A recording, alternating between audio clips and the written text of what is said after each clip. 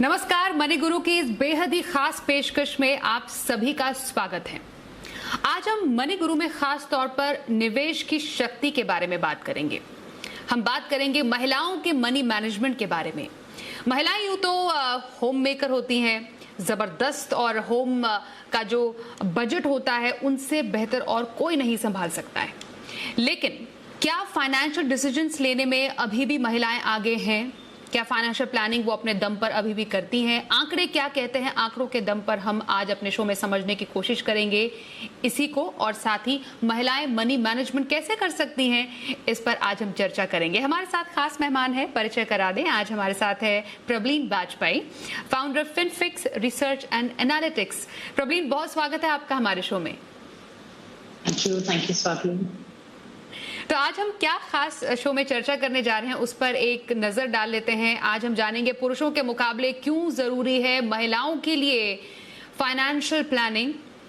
साथ ही शो में आज चर्चा करेंगे इंश्योरेंस की किन जरूरतों के लिए महिलाओं को और ज्यादा प्लानिंग करनी चाहिए।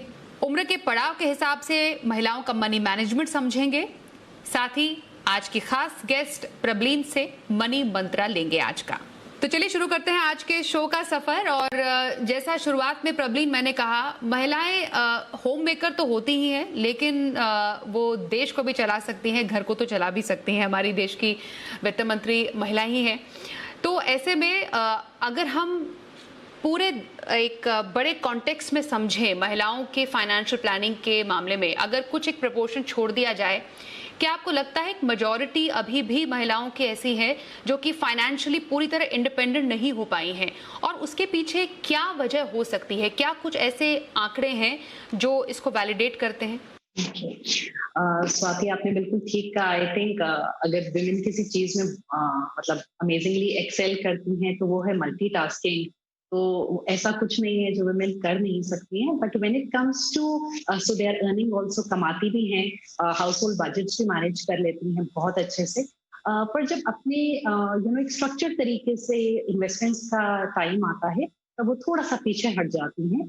एंड इसके there are enough number of reasons for it. So अगर हम एक ब्रॉडली देखें तो आज की तारीख में हमें एक सर्वे है जो डीएसपी ने किया था, वो ये बताता है कि only about 1/3 women, around 33% women actually अपनी खुद फाइनेंशियल डिसीजंस लेती हैं, जबकि ये मोर देन डबल है ऑलमोस्ट मेन के लिए figure. And earning is not equivalent कि जितनी वर्किंग अर्निंग है विमेन, ऐसा नहीं है कि वो सारे अपने फाइनेंशियल डिसीजंस खुद लेती हैं। So earning is one thing and managing your money वो एक दूसरी चीज हो जाती है, जिसमें बहुत विमेन पीछे हटती हैं बेसिकली। तो ये कुछ डेटा है जो बताते हैं कि अर्निंग मतलब पैसे कमाना, लेकिन उसको सही जगह निवेश करना एक बहुत इंपॉर्टेंट एक एस्पेक्ट होता है, जिसको अपनी फाइनेंशियल प्लानिंग में समझना और जानना बेहद ज़रूरी है। यहाँ पर अगर हम समझें एक और बात, कुछ जो डिफरेंसेस होते हैं, जैसे हमने कहीं देखा है जेंडर पे गैप बहुत बड़ा एक इशू है, ना सिर्फ भारत में बल्कि ग्लोबली भी, वो एक रीज़न है।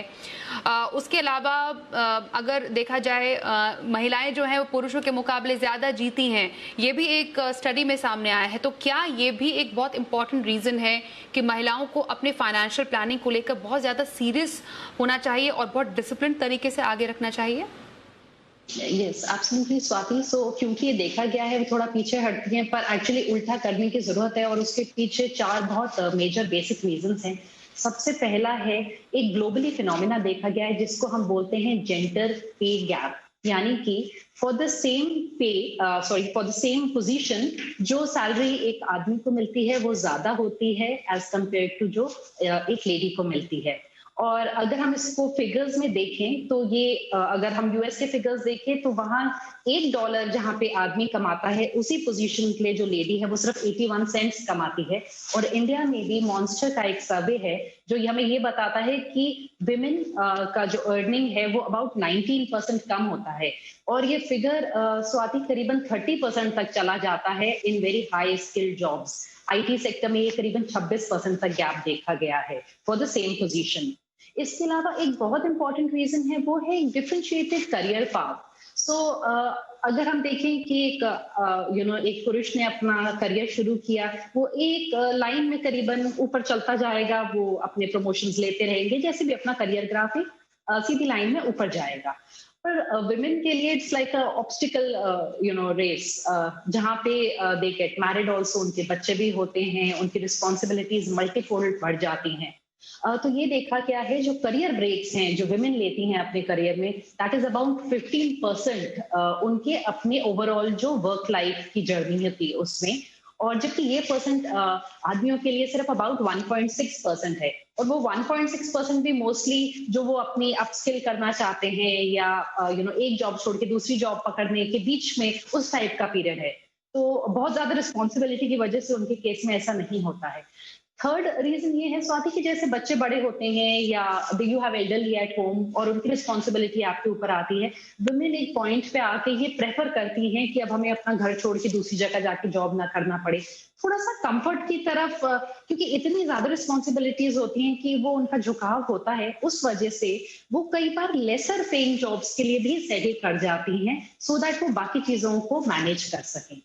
और जो फोर्थ एक बहुत इंपॉर्टेंट रीजन है वो है longevity of women, because women tend to outlive men. WHO के फिगर्स हमें ये बताते हैं कि वुमेन करीबन 6 to 8 years पुरुषों के मुकाबले ज्यादा जीती हैं, यानी कि उनका रिटायरमेंट फेज भी लंबा होगा। तो इनफैक्ट इस डेटा से दो तरीके की प्लानिंग काफी इंपॉर्टेंट हो जाती है और भी ज्यादा महिलाओं के लिए।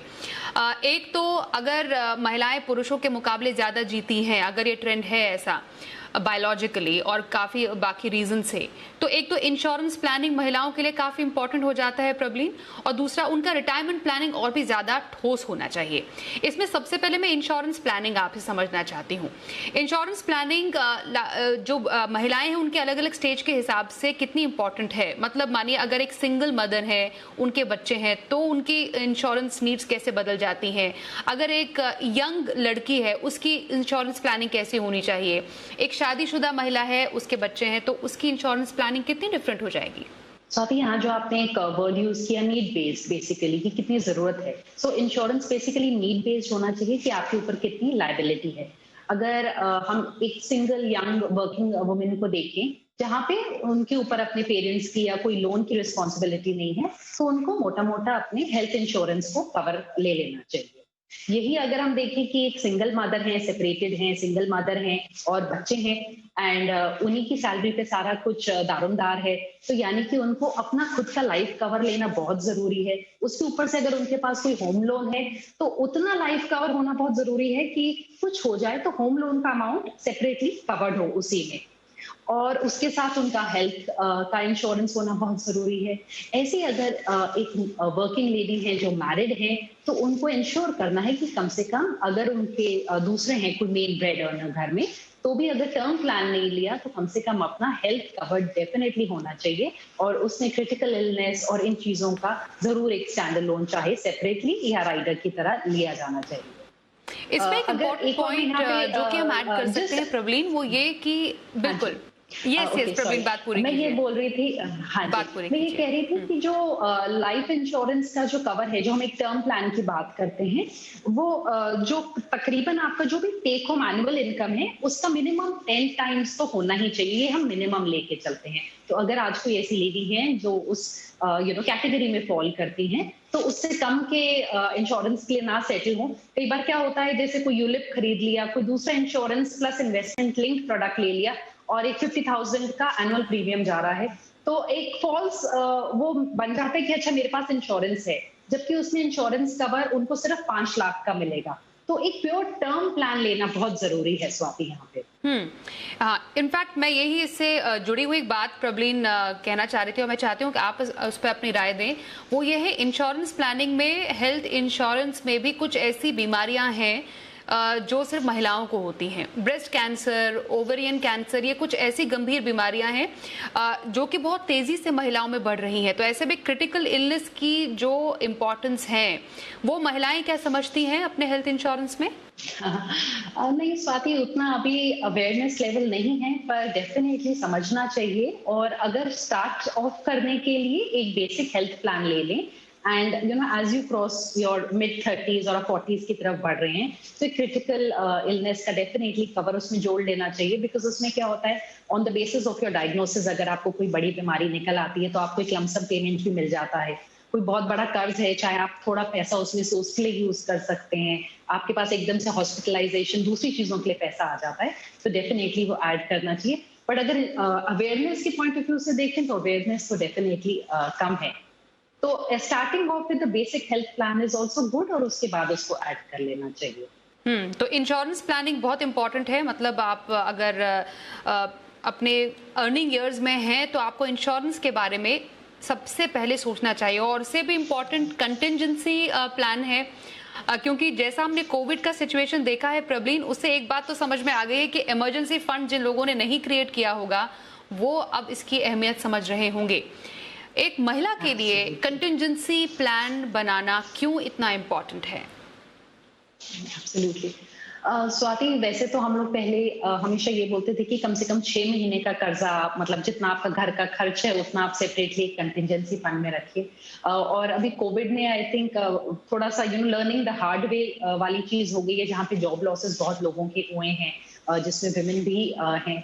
तो इतना कवर डेफिनेटली होना चाहिए स्वाति किसी भी लेडी के पास, स्पेशली अगर उनके ऊपर दारोमदार है, जहाँ पे उनके अपने घर के खर्चे, उनकी जितनी ईएमआई का अमाउंट है वो, और उनकी जितनी इन्वेस्टमेंट्स का अमाउंट है। सो लेट्स से उनके 30,000 के खर्चे हैं, 20,000 की ईएमआई जाती है और 20,000 की इन्वेस्टमेंट्स हैं। अगर हम इसको लेके चले तो 30 + 20 + 20 70,000, तो 70,000 into 6 ये तो मिनिमम है टाइम्स उनके पास एक कंटिजेंसी फंड होना चाहिए। और बहुत ही अच्छा है अगर वो 1 साल तक का भी रख सके, because as women let's say अगर अपने लेट 20s या अर्ली 30s में है, काम कर रही हैं और थोड़ी लंबी कल को मेटर्निटी लीव पे चली गई, तो किसी पॉइंट पे भी उनको ऐसा नहीं लगेगा कि एकदम से कोई रिक्वायरमेंट है मनी की तो वो पूरी नहीं हो सकती है। सो किस टाइप की रिक्वायरमेंट पड़ती है वो अलग होगा, बट 6 महीने से 1 साल तक का डेफिनेटली उनके पास होना चाहिए एक्सपेंसेस पूरे। बिल्कुल। पहले जैसा प्रबलीन ने बोला कि ये धारणा होती थी कि 6 महीने का, या फाइनेंशियल प्लानिंग में हमें लगता था कि 6 महीने का कंटिजेंसी फंड होना चाहिए, लेकिन 1 साल अब कहीं नहीं गया इस पूरे कंटिजेंसी प्लानिंग के लिए। जैसा कोविड की सिचुएशन आई है उसने हमें समझा दिया है। वक्त एक छोटे से ब्रेक का है, पर ब्रेक के बाद उम्र के अलग अलग पड़ाव के हिसाब से महिलाओं को कैसे मनी मैनेजमेंट करना चाहिए ये समझेंगे हम शो में थोड़ी देर में। देखते रहिए मनी गुरु। तो मनी गुरु में आज हम समझ रहे हैं कि कैसे आप बन सकती हैं निवेश की शक्ति। महिलाओं का मनी मैनेजमेंट हम जान रहे हैं। हमारे साथ है Prableen Bajpayee, founder of Finfix research and analytics. Prableen, यहाँ पर करियर वाइज तो हमने समझा कि हाँ कई करियर ब्रेक्स महिलाएं लेती हैं, इसकी वजह से भी स्पेशल प्लानिंग की ज़रूरत है। महिलाएं पुरुषों के मुकाबले ज़्यादा जीती हैं, इसलिए भी इम्पॉर्टेंट है कि एक फाइनेंशियल प्लानिंग इम्पॉर्टेंट हो। इंश्योरेंस की नीड्स, कंटिजेंसी क्यों प्लान इम्पॉर्टेंट है, ये समझ हम गए हैं काफ़ी हद तक। लेकिन अब उम्र के अलग अलग पड़ाव के हिसाब से महिलाएं जो हैं वो कैसे मनी मैनेजमेंट कर सकती हैं, ये हम अब आपसे समझना चाहते हैं। मानिए एक अनमैरिड महिला है, हम एक अगर मानिए एज ग्रुप में भी बांट दे 20s से लेकर मिड 30s तक भी, क्योंकि अब लेट शादी होती है, तो वहां पर फाइनेंशियल प्लानिंग कितनी डिफरेंट है? स्वाति, बदलते दौर के साथ ऑब्वियसली फाइनेंशियल प्लानिंग की रिक्वायरमेंट अलग हो रही है। तो जब हम किसी यंग गर्ल की बात कर रहे हैं, हमें ये नहीं पता उसका फ्यूचर कैसे होगा, बिकॉज जो ग्लोबल रिपोर्ट है एक हमें ये बताती है कि the number of single women is rising, and उसी के साथ साथ आज की तारीख में डिवोर्स रेट्स और सेपरेशन भी बहुत बढ़ रही है। So right from your starting of your career बहुत अच्छा है कि जैसे पुरुष अपनी पूरी प्लानिंग करते हैं अपने रिटायरमेंट तक की, अपने रेगुलर इन्वेस्टमेंट्स करते हैं, लेडीज भी बिल्कुल वैसे ही करें। So somebody who is in her 20s, young लड़की है, अभी रिस्पॉन्सिबिलिटीज कम है, तो एक ब्रॉडर, अगर कुछ भी नहीं पता तो एक ब्रॉडर रूल ऑफ थंब ये लेके चला जा सकता है कि जितनी 100 में से जितनी आपकी एज है आप उसको पहले तो माइनस कर लो। सो अगर कोई 25 इयर्स ही है और प्रोफेशनल है और 100 में से हम उसको निकालेंगे तो 75 का हमारे पास एक नंबर आता है। ये हमें ब्रॉडली ये प्रपोर्शन देता है कि जब आप यंग हैं तो आप अपना ज्यादा पैसा इक्विटी जैसे एसेट्स पे लगा सकते हैं जो थोड़े रिस्की होते हैं, वोलेटाइल होते हैं, और कम पैसा अपनी सेफर ऑप्शंस में रख सकते हैं। सो राइट फ्रॉम द बिगिनिंग थोड़ा पैसा, थोड़ा एलोकेशन आपकी पीपीएफ में जाना चाहिए। एक थोड़ी एसआईपी आप एक इक्विटी फंड में शुरू कर सकते हैं। पीपीएफ हो गया, ईपीएफ हो गया, ये स्वाति आपके जो एटीसी की रिक्वायरमेंट है उसको भी पूरा करेंगे। And starting right from the beginning जो छोटा सा एक अमाउंट है वो भी कल को चल के बहुत बड़ा बन सकता है। इसका मैं आपको फिगर देती हूँ कि अगर कोई शुरुआत करे इवन 1,000 रुपए से और उसको 35 साल के लिए कंटिन्यू करे, तो 35 साल में उन्होंने केवल 4,20,000 रुपए अपने इन्वेस्ट किए होंगे। पर उस 35 लाख के एंड पे एक 10% का जो कैगर है, रिटर्न है, वो भी उनको 37 लाख के करीब दे सकता है। यानी कि लॉन्ग टाइम होराइजन में एक छोटी रकम भी कंपाउंडिंग के जरिए बहुत बड़ी बन सकती है। ऐसे ही जो कोई अगर सिंगल मदर है तो उनको थोड़ा सा सेफर ऑप्शन लेके चलना है। एक तो कंटिजेंसी फंड अपना बड़ा रखें, मनी इतना जरूर रखें जो नियर टर्म उनकी नीड्स के लिए काम आए। अगर उनके बच्चे हैं, जैसे कोई एजुकेशन, और उनको अगर एजुकेशन के लिए प्लानिंग करनी है, जितना दूर है वो गोल, उस हिसाब से उस एसेट की चॉइस करें, उस प्रोडक्ट की क्या लेना है बेसिकली। तो ये जो प्रोपोर्शनेटली एज के हिसाब से स्वाति, रिस्कीनेस को देखते हुए, लाइबिलिटीज को देखते हुए कॉम्बिनेशन बनेगा, थोड़ा इक्विटीज में, म्यूचुअल फंड्स में, और उसके साथ साथ आपके पीपीएफ ईटीएफ में। जिम्मेदारी जब बढ़ जाती है किसी महिला के जिंदगी में, यहाँ पर मेरा मतलब है शादी और फिर बच्चों से, यहाँ पर जो फाइनेंशियल प्लानिंग है उसमें क्या बदलाव करने की ज़रूरत है, और क्या महिलाएं जो हैं इस एज ग्रुप में वो रिस्क लेना चाहती हैं?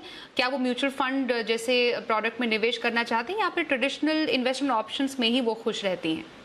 स्वाति ऐसा नहीं है। आई थिंक इन्वेस्टमेंट का चॉइस हमेशा गोल के हिसाब से होना चाहिए। अगर मेरा कोई गोल है, किसी का छोटा बच्चा है अभी और वो बच्चे के लिए इन्वेस्ट करना चाहती हैं, 18 साल का लेट्स से टाइम होराइजन है, बच्चे के पैदा होने पे इन्वेस्ट करना है, तो एक सिंपल इंडेक्स फंड में डाल सकती हैं जो इक्विटी है।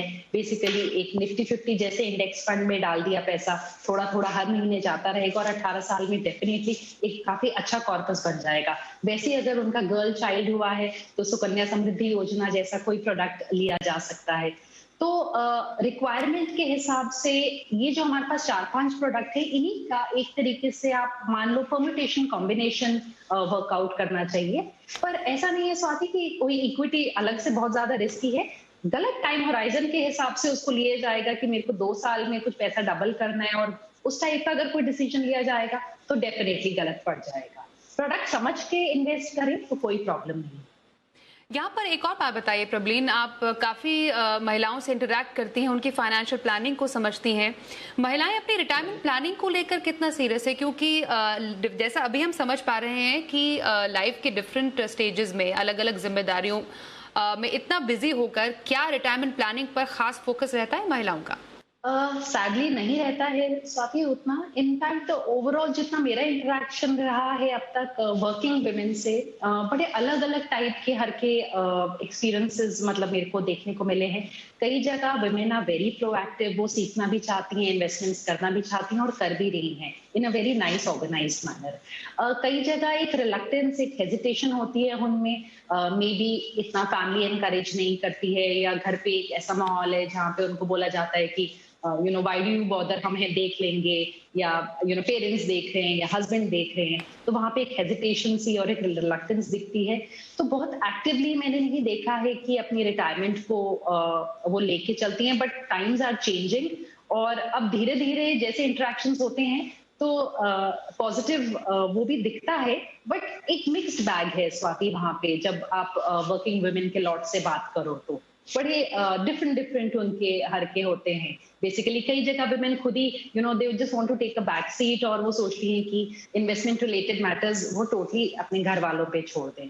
उसके अलावा स्वाति एक और इशू हो जाता है कि बहुत बार उनको लगता है कि अर्न कर लिया ठीक है, एंड रिटायरमेंट एक ऐसा गोल है जो इतनी दूर दिखता है कि कई बार आप विजुअलाइज नहीं कर पाते हो। तो उतना ज्यादा ना उसके लिए अवेयरनेस भी मैं बोलूंगी अभी कम है।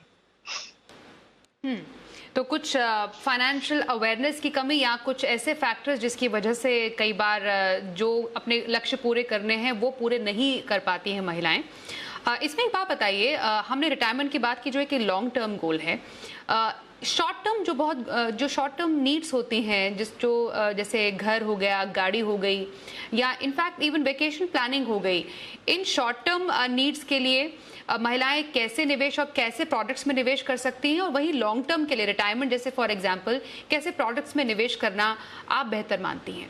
अगर हम बिल्कुल आज से लेके 2 से 3 साल का एक टाइम होराइजन लेके चलें तो उसमें तो कोई भी एज की जो महिला होगी उनको स्वाति कोई भी रिस्की प्रोडक्ट नहीं उठाना है।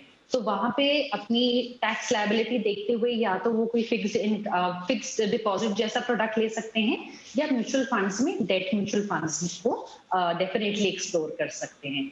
अगर हम लेके चले 3 साल से ऊपर धीरे धीरे पहुंचते हुए 5 साल तक, तो भी रिस्कीनेस का आप लेवल बहुत ज्यादा नहीं होना चाहिए। तो ये debt side of mutual funds में ब्रॉडली रहना चाहिए। अगर थोड़ी सी रिस्क टेकिंग एबिलिटी है तो बैलेंस्ड एडवांटेज कैटेगरी की तरफ जा सकते हैं। पर जहां पे हमारे पास लेट से 5 साल से 10 साल के बीच का टाइम होराइजन है, वहां पे स्वाति थोड़ा इक्विटी और थोड़ा डेट का कॉम्बिनेशन वाले प्रोडक्ट्स होते हैं, उनको डेफिनेटली विमेन देख सकती हैं, जैसे कि बैलेंस्ड एडवांटेज फंड हो गया। और अगर कुछ महीने दर महीने इन्वेस्ट करना चाहती हैं तो एक सिंपल इंडेक्स फंड में डाल सकती हैं जो लार्ज कैप में जा रहा हो, लार्ज कैप स्पेस में जा रहा है, जो ब्रॉडर मार्केट्स को ही ट्रैक करेगा। एंड अगर थोड़े और लंबे टाइम का देखें, जैसे रिटायरमेंट हो गई तो एक 15 साल के लिए जैसे अपना पीपीएफ खोल लिया और उसको 5-5 साल करके 2 बार एक्सटेंड कर लिया, तो एक 25 साल का टाइम होराइजन उसमें कवर हो जाता है। और उसके साथ साथ एक इक्विटी फंड पिक कर लिया, 2 इक्विटी फंड पिक कर लिए जहां पे महीने दर महीने अपना इन्वेस्टमेंट उनका चल रहा है। तो एक कॉम्बिनेशन बनाना स्वाति यहाँ पे जरूरी है, जहाँ पे थोड़ा फिक्स्ड इनकम और थोड़ा सा मार्केट रिलेटेड प्रोडक्ट को लेके चलें। और गोल्ड को भी वो लोग इलेक्ट्रॉनिक फॉर्म में एक्सप्लोर कर सकते हैं, जहाँ पे गोल्ड फंड्स या आरबीआई के सॉवरेन गोल्ड बॉन्ड्स में इन्वेस्ट कर सकते हैं। तो महिलाओं के लिए फाइनेंशियल प्लानिंग इतनी इंपॉर्टेंट क्यों है, ये हमने आज समझा है। थोड़ा फिक्स्ड इनकम प्रोडक्ट, थोड़ा म्यूचुअल फंड में एक्सपोजर आपके पोर्टफोलियो के लिए बहुत बेहतरीन हो सकता है। लाइफ के अलग अलग स्टेजेस के हिसाब से प्लानिंग करें। इंश्योरेंस सबसे ज़रूरी महिलाओं के लिए, उसका खास ख्याल रखें। और कंटिजेंसी यानी इमरजेंसी फंड किसी भी मुसीबत के समय में सहारा बनकर आपके लिए बनकर आएगा। बहुत शुक्रिया प्रबलीन, आप हमारे साथ आज शामिल हुई और महिलाओं के मनी मैनेजमेंट पर आज आपने टिप्स दिए हमारे तमाम दर्शकों को, उसके लिए बहुत शुक्रिया आपका। Thank you sir. तो इसी के साथ आज के इस खास पेशकश में बस इतना ही। वक्त एक छोटे से ब्रेक का हो गया है, लेकिन जी बिजनेस पर खबरों का सिलसिला जारी रहेगा। बने रहिए हमारे साथ।